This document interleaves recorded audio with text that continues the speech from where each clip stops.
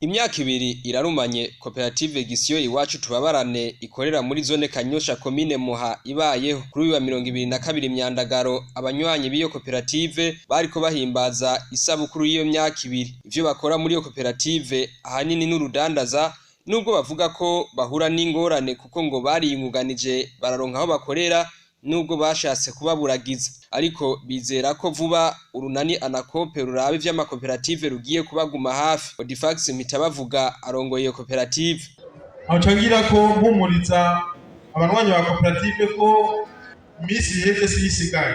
Kuri leta mvyeyi, leta nkozi, turizeye neza yuko vuba bazoturenganura kuko iyo tuja gusaba imigambi muri api twasavye ko dufise imigambi yo kudandariza hamwe yo kwiyungunganya. Leta iratwemerera. Ubu rero twumvige leta yoza kuvuga ngo duhagarike kudandaza kandi ariyo migambi twebwe twerekanye baratwemerera n'imbere y'uko uyo mugambi wa leta uza. Uko tuwo gukorera mu masoko ya leta twebwe twari dusanzwe dufite impapuro dusanze baratwemereye dusanzwe tunakorera hano. Iruhande yo kudandaza, Mpitabavuga amenyesha ko bagiye kwagura imihora bakora iyindi migambi nko kurima no korora maze batangure kudandaza ivyo birimiye. Umugambi wo kugurura farumasi kugira ngo mu banyagwaye tumuhimirize adushorere kugira ngo yajana y'amajana 2 tuyajane kuri ya konte twavuga ya PCB. Ubundi mugambi dufise wavuga cyane n'umugambi wo kuza turadandaza ivyo twirimiye nk'ibice 80%. Ubundi mugambi dufise n'umugambi wo korora. Mugambi rero wundi dufise ariko umugambi dufise muri kazoza kakure, ariko tubona ko mu myaka nk'ibiri 3 dushobora kugira n'umugambi wa microfinance. Microfinance Gisiyo Iwacu Tubabarane. Kubera iyo migambi, Emmanuel Manirakiza asanzwe ari umunywanyi anafasha kugira ngo iyo koperative itere imbere, yemeye kubaha ingurane y'imiliyoni 200 atanyungu kugira ngo iyo migambi iranguke. Nanjye ndavuga ati ntureka kubakorera kugira nabo bashobore gutera imbere kuko natwebwe kugira aho tugeze twashikanwe n'abandi. Natwe nicyo gituma ushobora baduza muri urudandazwa kugira nabo bashobore kwiteza imbere. Kuri ibi rero, kuri imigambi yose hari abantu benshi bibaza ngo isoko muri yo kwa Ema, isoko niyo kwa Ema. Oya, isoko si ya Ema, isoko ni ya koperative. Umutima w'urukundo nagize kugira ashobore kubaha aho bakorera nabo biteza imbere baduke nk'abandi baje ku rugero rusumbiriye.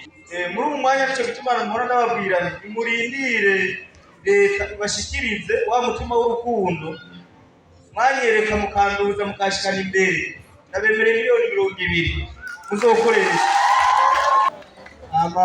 Kuvuga ayo mahera sayo ndabagabiye muga nta nyungu n'imwe bazatangira. Nubwo biruko, Ndabemeye Hermes ajejwe ivy'iterambere muri iyo koperative ahanura abanywanyi kubandanya bakurikiza amategeko kugira ngo ntihagire ibibaciramwo ngo koperative izohava isambuka. Koperative menshi igituma asambuka canke ntashobore gutera imbere no kubura amategeko ngenderwako, no kubura ihangiro bwa mbere, kubura ihangiro no kuronka amategeko ngenderwako abafasha gushika kwa ryahangiro. Banywanyi muri ngaha twavyumvise yuko urwego nyobozi rubategurira ko hazokwama hariho inyigisho nkarishabwenge zibafasha gutegura imigambi yayo buri kwezi cyangwa ikindi kiringo cyose bizobashoboka. Iki babamenyesheje ni ikintu gikomeye cyane cyo gufatirako, ni ikintu umunywanyi wese yo kwitwararika. Mu karangamutima k'amakoperative biratandukanye n'akarangamutima ama entreprise y'abikorera twabo. Koperative Gisyo Iwacu Tubabarane ngo irafasha kandi mu bikorwa vy'iterambere nk'uko Hakizimana Joseph arongoye quartier Gisyo abimenyesha. Iyi koperative naho kumbura mu mwaka wa mbere igize isabukuru turamaze kubona ibintu byinshi imaze gukorera ino quartier. Nohera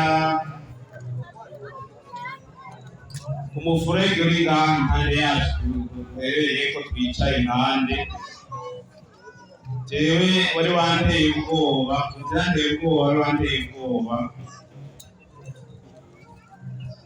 ndatabaza hirya no hino,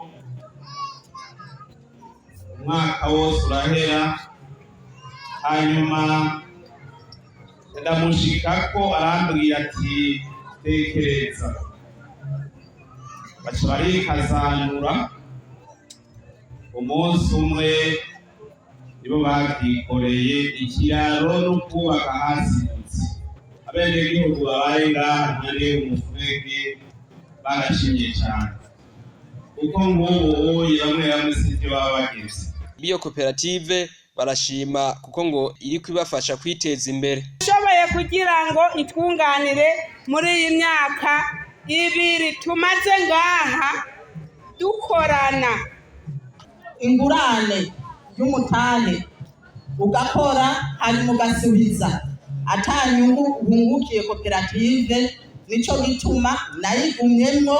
Koperative yarafashije uko urabona yuko ugira babiri kandi umutane wari kirenga, yararose ukuntu aho ziragurana amafaranga. Kugeza ubu rero urabona abantu bakora ibintu biragoye, ariko sinadutse birafasha kuba ngaho mu gisagara. Ndashinga n'umuryango atagaze kandi ndiko ndakora kubera koperative. Kugeza ubu koperative Gisyo Iwacu Tubabarane ifise abanywanyi bagera ku 323.